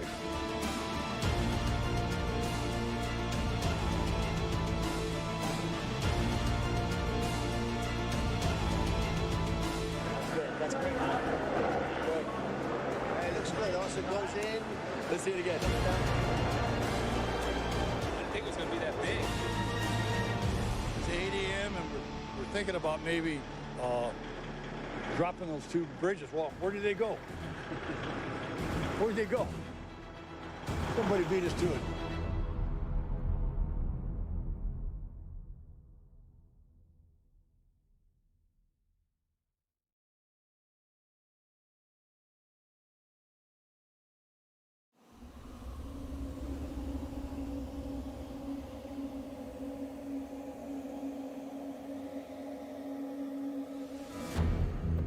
Yet another situation where I thought, okay, Michael's finally lost it. He wants us to do Hong Kong in Detroit. Hong Kong in Detroit. Well, it says it itself, does it not? Hong Kong in Detroit. You sort of go, you sort of clean your ears out and think, okay. Creating Hong Kong in the middle of downtown Detroit. It's just pretty damn remarkable, you know? We did build a huge amount there that you could never do in Hong Kong. Hong Kong is so dense. You're cheating exterior photography in a U.S. city for Hong Kong. So the look of those sets is vital to that illusion. We're in the middle of downtown Detroit. This is an empty lot. And we have a big area we can build our buildings that we're going to destroy. And this is great. I mean, there's not much around here. You can close up the streets, and we sort of have our peace. That's the part that's going to break off. We're going to build scaffolding behind it because we want to hide that building because it would give Detroit away. So it's going to be like this bamboo scaffolding covering the whole building. We're not copying the street in Hong Kong. We're just trying to put buildings together that make sense while they're shooting them and then make sense when they mix it with real footage from Hong Kong. And part of filming in an environment like this is we have different entities, including the Detroit People Mover. We just wrapped that. If you look at it, it's in Chinese. It runs about every 2 to 5 minutes, and they're willing to work with us while we're filming here. So they're actually going to be a big part of our set. We built a lot of things that could be knocked down because, you know, you got 50-foot dinosaurs going through Hong Kong. They're going to knock a lot of stuff down. It's not a city built for dinosaurs. For us in the construction end, it's very important to have that coordinated effort between the art department and us in construction because we have a tendency to like to build things straight and true. And in this particular instance, this thing's been aged. The buildings have to look like they're deteriorating. So it's a matter of how much age, how deteriorated the buildings need to look. And in this case, what we did is we did a series of 1x3 plan-ons, and then we put lath over it. So it gave that broken away look. And this here, of course, is not real rebar because it could be a safety issue. We had 4 or 5 weeks working with construction, putting bullet hits in the walls. They would build a partial set, and then we would go in and put what we call the cavity or the mortar. And then we would put our explosive charge in that cavity. We have to run wires down each one of these holes, number, label them. Then we'll go back and put our squibs in, some debris. And then they would plaster over that. When it's detonated, it gives you that illusion that we've made this big hole, but the hole's already there. So we're gonna walk over to the noodle shop right now. These were very difficult to make, and Kevin Kropp, one of our set dressers, one of our buyers, figured out how to do this. Exhibit A, first trial at making noodles, shredding paper towel through a shredder. It seemed to work from a distance, but then we'd have to paint them and weigh them down because they would blow too readily. So step B was to come up with something that had more weight and that the color was right. These are 48-foot long runs of rubber bands used to power model airplanes. The idea was based on images, references that Jeffrey found of noodles hanging from the rafters, essentially, of these noodle shops in China. And then the other part of the equation was a noodle making machine. So it was just a matter of gathering found parts. These are old conveyor belts. These are valve covers from a car engine, used as chain guards, a couple of pistons, and voila, we have a noodle shop. So our first day in Detroit.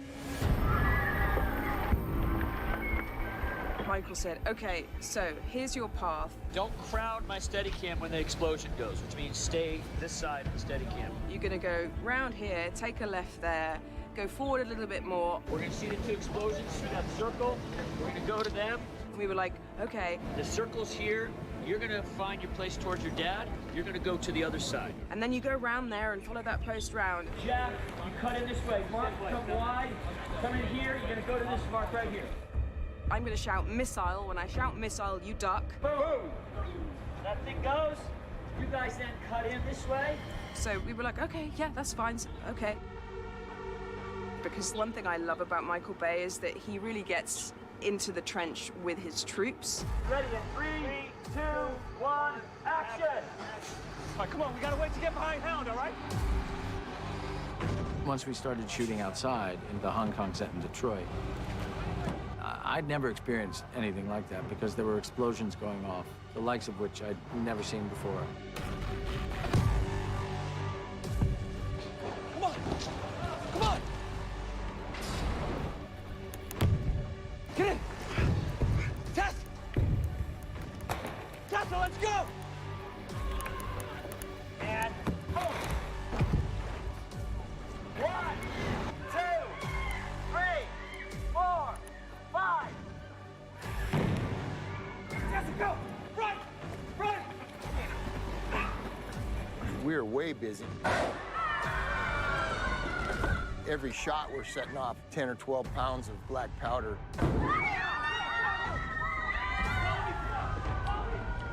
We had bombs everywhere there.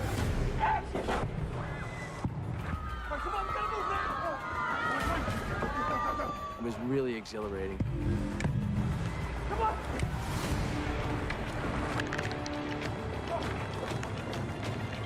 Mark has done these movies, nothing to this scale. Get ready and tilt down and fire the thing. Go, whip, fire, fire. I mean, I have crew members that have never seen any stuff like this.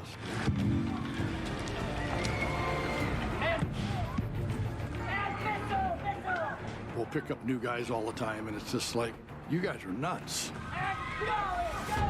And these are special effects guys. Keep going around. Keep going around this way. Keep going around. That was awesome. That was awesome. I have no idea. Oh, my God. Oh, that was brilliant. I feel hot, a little fire, a little fire. The amount of damage we had to do, it required building a set. 5 seconds of that, okay? Bamboo comes down. Then he gets frustrated. He's got to walk. It's going to take another 3 seconds. He's got to bang the things down.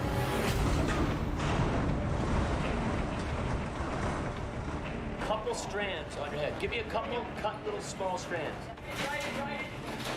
Good. So each take you put a couple on, all right? Yeah. I'm going up. I'm going up. Go. Easy.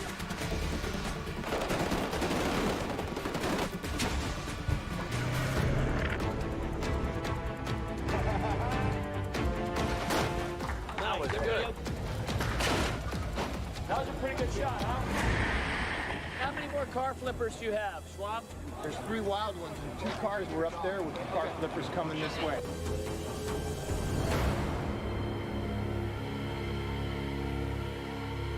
Run, screaming. With special effects, pointing out where all the events are.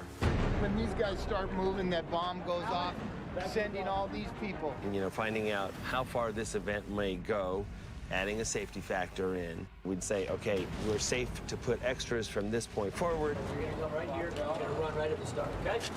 We have to have stunt people from this point back. The Jeep comes right across there, so that's going to be stunts. Come on, guys, quickly. There we go, everybody. Okay, ready?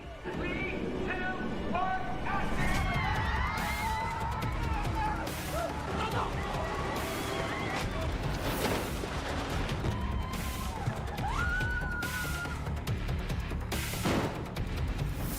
Excellent. Okay, good. All right. We just dropped this train car, rigged it on 2 cranes. And the reason for the 2 cranes is because we have to drop the load, and normally a crane does not like to release the load because the boom can go back and flex. So we split the load between the 2 cranes, and then we were able to drop it with an explosive charge. The last shot we did in Detroit, we dropped that pagoda. It was built by us, so it was concreted in and bolted in place like standard construction. And then just before you roll camera, you take all the bolts off, all the nuts off the bolt. And it's really just standing there waiting for you to pull it over.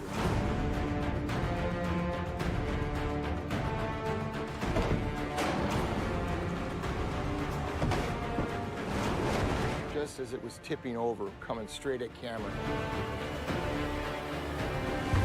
huge fireball came out the roof. That was a fun one.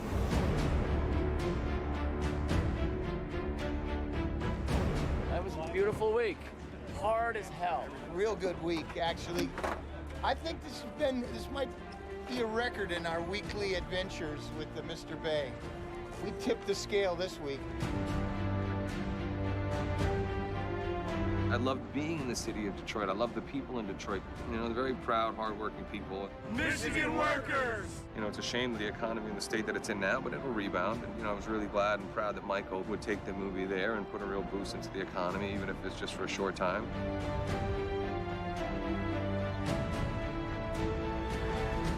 I loved it there.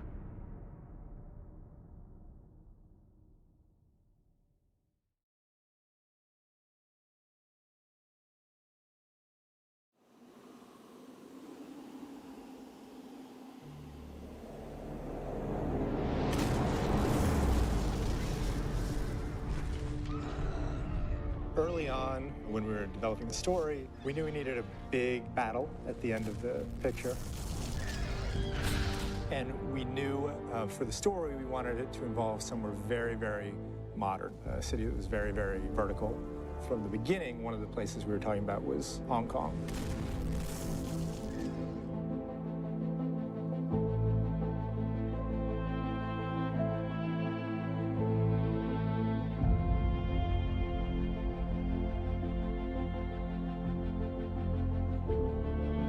Always look to bring an audience somewhere they've never been before, they've only heard about. And there's something completely unique about Hong Kong. It's really exciting. This is my first time being here. So this is our first day of production in Hong Kong. Day one of shooting here in Hong Kong. We're building up a 3D camera so we can go hike it up 4 flights of stairs into this apartment compound.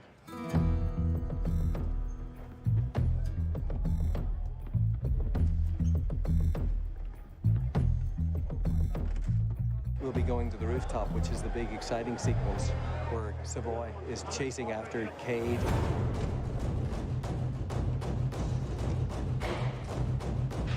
Well, at times he has to do this whole chase and run across these buildings that are, you know, it's 180 feet up in the air. It's like 18 stories. At one point, Mark can grab you just a little bit. You can just kind of get off him, okay? You've got this chase that's going from balcony to balcony, so it has that fear of heights that some people, I have certainly. I'm scared of heights. I overcame my fear of heights on this one. I was forced, so there are a lot of firsts for me. How was it? It was good. We're by far the biggest action movie that had ever been there. But you can see that that's a culture that's gained a lot of...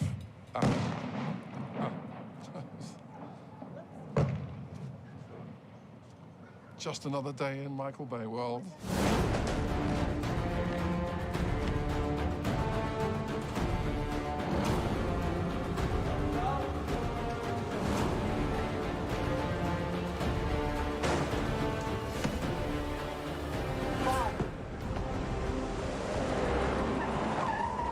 I would say there's no city in the world like Hong Kong.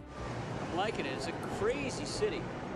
We got a lot out of it. Michael was able to turn the camera 360 and get a great shot no matter what angle you shot. And Michael was running around shooting as much as he could every day. We got Chong with us, and he's our driver, and he helps out. He's a great hand. He knows where everything is in the whole city, whatever parts or tools that we need to get. This guy knows where to get them. We couldn't have done it without him. He's a pyrotechnician right here. We do everything he says, yeah. A lot of the crew did not speak English, so you have a whole crew of interpreters. I mean, every department has interpreters. Then that's 1, 2, 3, 4, 5, like that. Okay, 6 that. Yeah. Well, just find the hole. One guy goes this way, the next guy goes that way. 一定係1、2、3、4、5咁樣。 It's exciting, you know, it's like being in New York, you know, you can't really close down streets and lock off things, you know, so people are kind of moving around everywhere, but it's really exciting. That's what they call doing it Hong Kong style? where we throw a bunch of production assistants across one road, hold traffic, nobody's getting run over. I can't. As soon as I get a red light down here, as soon as I get a red light, we go. And then we go on the red lights at the other, so you've just got to time out the lights. In this case, we had 37 seconds. Block the road, ready, and action! And people went crazy. It was awesome. So the American crew are so used to lock down the whole street, which it's an impossible thing to do in Hong Kong because of limited space.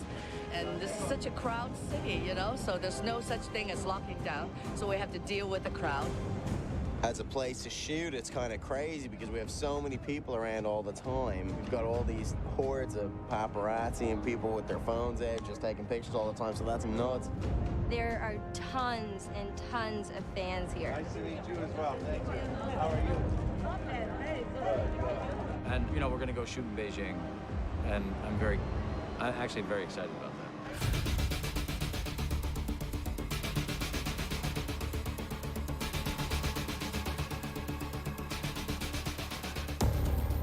A lot of what the movie is about the collision of the very, very old and the very, very new.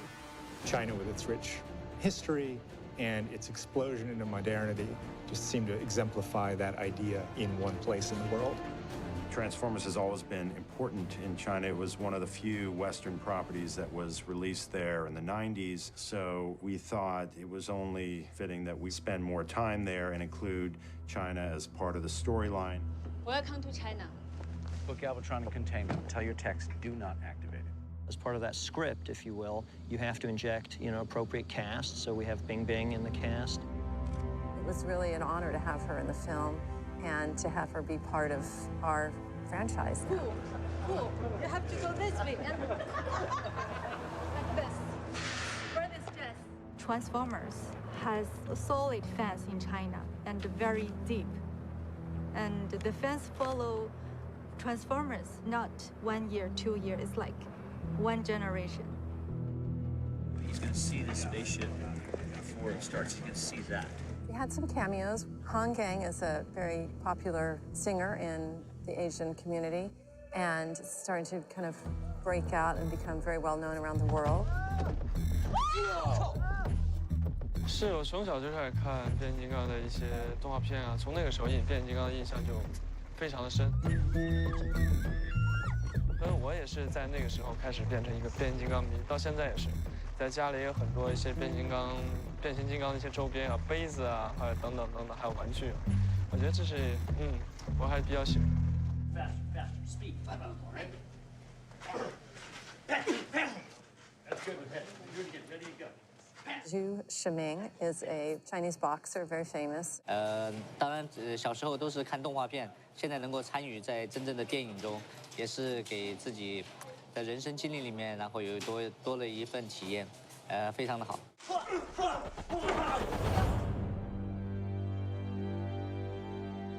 We are approximately 3 hours outside of Chongqing in the middle of what is the Sichuan area of China.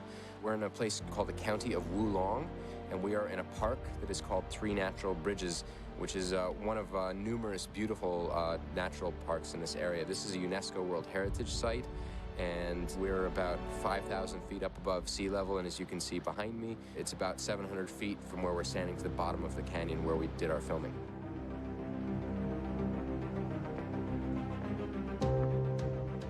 How's the climb? It's awesome. I think this location is really unique here because of how difficult it is to get in and out of it. Just getting people up and down into the canyon. There's no road there. There's an elevator, but it only goes halfway. Most of the crew walks down 1,263 steps to get into the canyon.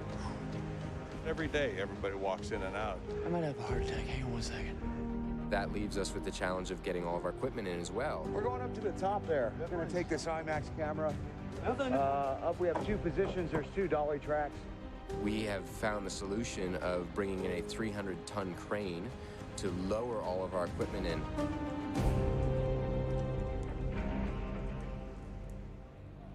There's been one movie that shot in the canyon before, but they did it all with manual labor, and they didn't have any of the gear that we brought in, so we're the first ones to do it like this. Action!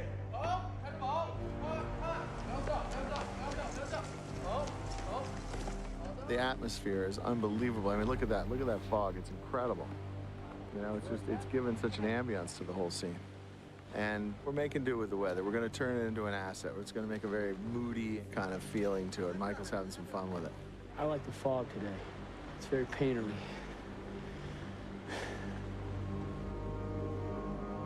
The sequence that we're shooting here is obviously a very heroic turning point in the movie where Optimus gets help from the Dinobots. So he persuades them to join him in the fight against the Decepticons. Up. It's sloppy, sloppy, sloppy. 4 seconds of transformation. Yes. And then I'll say, and then he starts running. Okay? 3, 2, 1, boom! Even though Michael drives me crazy sometimes, he is also incredibly respectful of things like World Heritage Sites, the wonders of the world we've shot at, military personnel and so on and so forth. He's really good about that. And Wulong is very sensitive ecologically. So again, Michael wanted to shoot there and push the envelope, but he was very respectful of the constraints put upon us by the local authorities. It's a big deal here.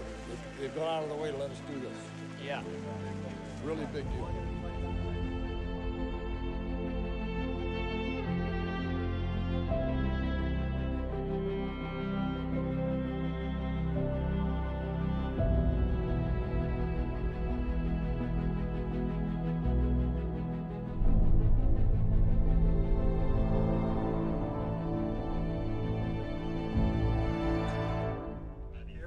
This is the Great Wall. I think Michael wanted to show that we were in China, so how could you not go to China and not shoot the Great Wall?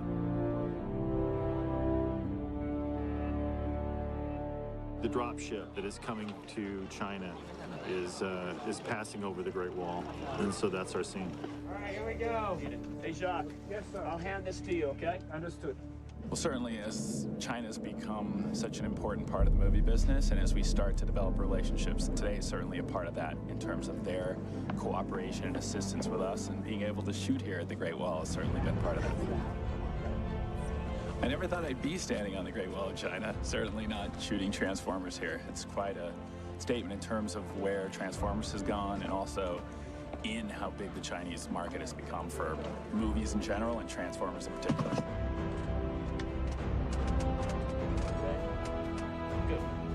Part of my job is to write a call sheet memo to remind the crew the do's and don'ts. And one of the things I put on the do's for the Great Wall of China is take a moment to remember where you are, that you're on the Great Wall of China, a wonder of the world, and you're working there and you're getting paid for it. Yeah, this means so much. I work here for the film, and I've been here.